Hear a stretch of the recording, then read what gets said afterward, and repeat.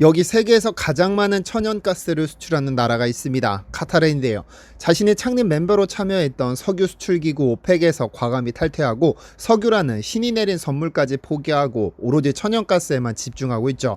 그런데 사실 카타르가 뽑아내는 천연가스를 석유로 환산하면 날고긴다는 중동 국가들은 카타르에게 게임이 되지 않습니다. 그런데 얼마 전 카타르 왕실이 카타르에서 생산되는 천연가스를 전부 한국에게 맡기겠다며 계약을 체결하고 나섰습니다. 왜 이런 결정을 내렸을까요?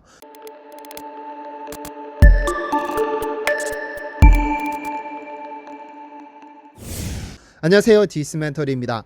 중동 지도를 가만히 들여다보면 재미있는 사실을 발견할 수 있습니다. 전세계 원유 매장량 3위라는 오일 파워를 앞세워 미국과 전쟁도 불사하는 이란이 있고, 언젠가 석유는 고갈된다며 천문학적인 투자로 세계에서 가장 휘황찬란한 국가로 변모 중인 아랍에미레이트가 있고, 중동에서 가장 큰 땅을 가진 사우디아라비아라는 나라가 있습니다. 그런데 석유에 있어서만큼은 둘째가라면 서러운 이 나라들 사이에 낀 나라가 하나 있습니다. 바로 카타르인데요.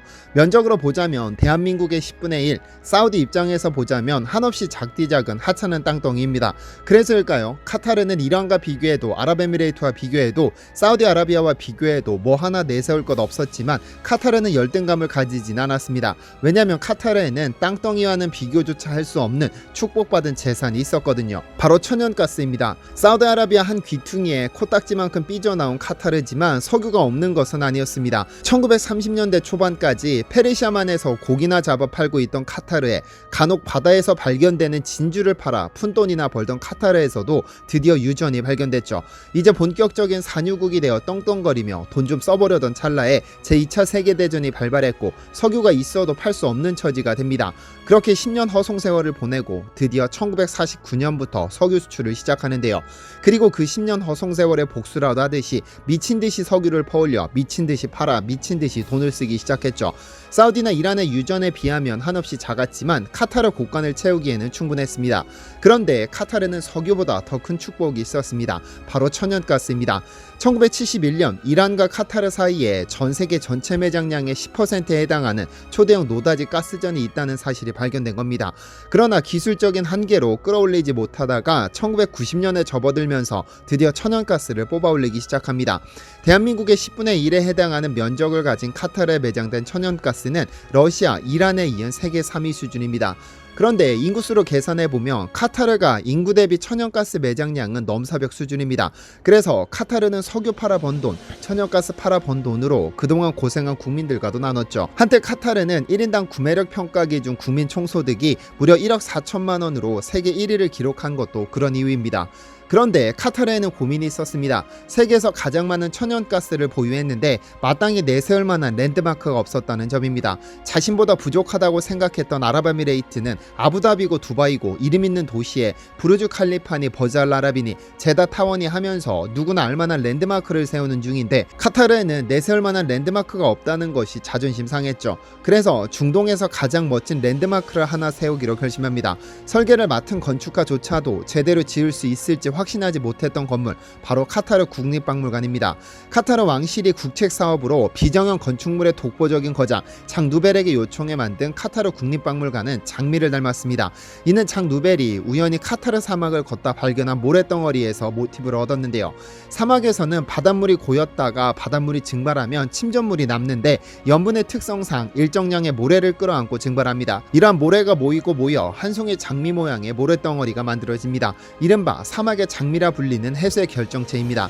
장 누벨은 이 사막의 장미야말로 카타르의 랜드마크가 될 수 있을 것이라며 설계하기 시작했고, 한국의 현대건설이 무려 7년 6개월이라는 시간을 투입해 사막의 장미를 완벽히 재현해냈습니다.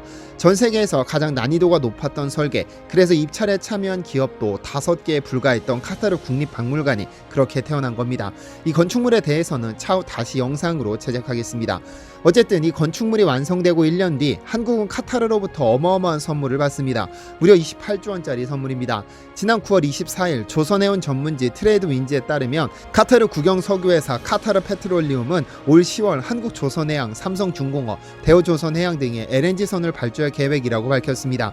이번에 발주되는 LNG선은 2020년 카타르 왕실이 국내 조선 3사와 140쪽가량의 LNG선 슬롯 계약을 맺었었는데 본 발주로 이어지는 것으로 보입니다. 슬롯 계약이란 정식 발주 전 선박 건조를 위한 공간을 확보하는 수주하는 절차로 다른 선주들에게 공간을 빼앗기지 않기 위해 체결하는 조선업계의 계약 방식입니다. 기업들 간에는 비밀 유지를 준수해야 할 의무가 있기 때문에 어떤 조선사가 몇 개를 계약했는지 정확히 공개되지는 않지만 중국의 후동 중화조선이 16척을 맡은 것으로 알려지면서 국내 조선 3사의 140척 내외가 될 것으로 예상됩니다. 작년에 전해진 소식에 따르면 2024년부터 본 계약이 체결될 것으로 예상됐으나 그보다 3년 이른 올해부터 본 계약이 체결될 것으로 보입니다. 트레이드윈즈는 우선 올 10월 20척의 LNG선이 발주될 것으로 내다봤는데 사전에 슬롯 계약한 조선소 4곳 중 몇몇을 추려 20척을 발주할 수도 있고 4곳에 나란히 5척씩을 발주할 가능성도 있습니다. 이런 방식으로 카타르는 4, 5년에 걸쳐 20-30척씩 150척을 전부 발주할 것으로 보이는데요. 한국의 조선 3사에 정상적으로 140척가량이 발주된다면 LNG선 한 척당 대략 2천억 원을 호가하기 때문에 전체 규모만 28조 원에 이릅니다. 어마어마한 규모죠. 사실 세계에서 가장 많은 천연가스를 수출하는 카타르가 발주한 이 LNG선은 몇 년 전부터 전 세계 조선업계를 떠들썩하게 했던 사업입니다. 자신이 원년 멤버로 참여했던 석유 수출기구 오펙을 탈퇴한 후 본격적으로 LNG 생산에 집중하겠다고 선언했는데요. 앞으로 천연가스 생산에 집중하기 위해서 오펙을 탈퇴한다고 밝혔으나 실상은 오펙 실세인 사우디아라비아를 견제하기 위한 의도입니다. 2017년 사우디는 카타르가 무장단체를 지원한다는 이유로 걸프국들로 하여금 카타르에 대한 단교 및 봉쇄 조치를 주도했습니다. 이에 카타르는 사우디의 영향력에서 벗어나 독자적으로 외교 정책을 펼치겠다는 것인데요. 사실 카타르의 입장에서도 오펙의 원년 멤버이기는 하지만 원유 매장량에 있어서만큼은 전체 멤버 중 거의 막내급입니다. 하루 평균 원유 생산량이 61만 배럴에 불과해 사우디의 5%에 그치죠. 반면 LNG는 이란과 사이에 둔 걸프 해역에 매장된 초대형 가스전 덕분에 전 세계 LNG 생산량의 30%를 차지하며 이를 원유로 환산하면 하루 평균 480만 배럴로 오펙 2위 산유국인 이라크와 맞먹는 규모입니다. 카타르 입장에서는 사우디를 피해 탈퇴한다는 그림보다는 원유보다 중요한 천연가스에 집중하겠다며 탈퇴하는 그림이 훨씬 자연스럽죠. 실제로 카타르는 전 세계에서 가장 많은 천연가스를 생산하고 있죠. 어쨌든 이런 일련의 과정에서 카타르는 현재 7,800만 톤의 연간 생산량을 2024년까지 1억 1천만 톤 그리고 2027년까지 1억 2,600만 톤을 증산하겠다는 계획을 밝혔고 2027년까지 최대 160척가량의 LNG선을 건조하겠다고 밝혔습니다. 당연히 증산된 만큼의 천연가스를 운반할 LNG 운반선의 부재는 수요를 창출하고 그 규모가 160척이니 중국이고 일본이고 선박 좀 만든다는 나라는 모조리 뛰어들었었죠. 결국 중국의 16척, 한국의 140척가량이 발주된 것입니다. 여기에 세계에서 가장 많은 천연가스를 생산하는 카타르라는 국가가 가지는 상징성에 단일 규모로 가장 많은 LNG선을 발주하는 초대형 사업까지 따내면서 한국 조선업의 위상은 더욱 높아졌는데요.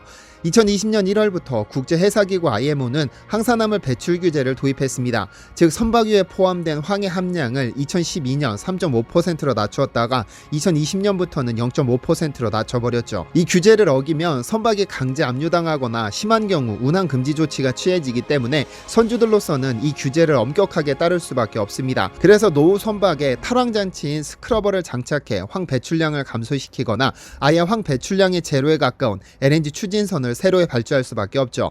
다행히 LNG선 분야에서 대한민국은 독보적인 기술력을 보유하고 있고 LNG선 분야에서는 거의 독점적인 지위를 누리고 있습니다. 영국의 클락슨 리서치에 따르면 2021년 상반기 전 세계에서 발주된 LNG선은 대략 153만 CGT로 작년 같은 기간보다 4배 이상 급증했습니다. 그런데 그중 한국이 94%에 해당하는 143만 CGT를 수주하며 압도적인 점유율을 보였습니다. 지난해 같은 기간 0%였던 것에 비하면 얼마나 많은 LNG선이 발주됐는지 감이 오시죠. 이러한 덕분에 국내 조선 3사는 이미 2년치 이상의 일감을 확보해 두었습니다. 여기에 카타르 물량까지 받아둔다면 최소 5년 이상 안정적으로 일감을 확보할 수 있게 되죠. LNG선은 기존의 컨테이너선이나 원유 운반선보다 선가가 높아 부가가치가 높은 선박으로 국제해사기구의 환경규제와 맞물린 수요가 폭발적으로 증가할 예정입니다. 미국의 포텐 & 파트너스에 따르면 향후 10년간 전 세계에서 최소 2,500척에서 최대 3,000억에 이르는 LNG선 발주가 예상됩니다. 이 중 80%가량은 한국 조선업체가 독식할 것으로 내다봤는데 기술력이 뒷받침되지 않으면 이런 예측도 할 수 없습니다. 카타르라는 나라는 한국에게는 귀인입니다. 세계에서 가장 많은 천연가스를 생산하는 국가가 발주한 선박을 독점하다시피 수주했다는 것은 상당히 상징적인 일입니다. 이 카타르를 기점으로 앞으로 예정된 LNG선들도 거의 대부분 한국 조선업계가 수주하게 될 테니까요. 시청해주셔서 감사합니다.